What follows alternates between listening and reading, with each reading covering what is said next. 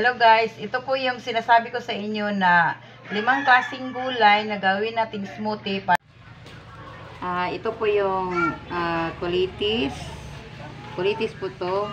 Tapos ito po yung halum-haluman. Ganyan.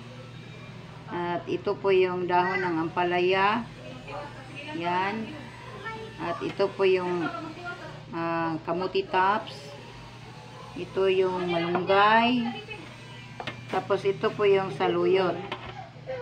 First ay ilalagay natin itong kulitis, tapos itong haluman.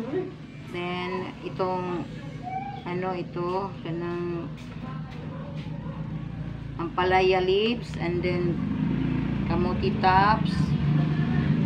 Tapos saluyot at malunggay. Dito lagyan natin ng isang basong tubig para po ma-blend siya ng husto. Tapos lagyan natin ng honey.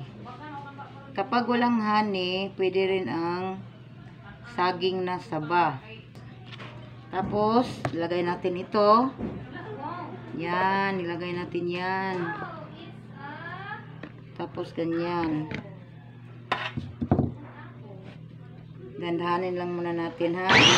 Yan. Dandahan lang.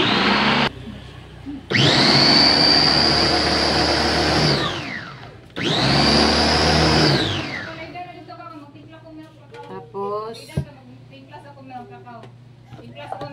ilagay lang muna natin ito sa ito na po yung finished product natin. Inumin ko na.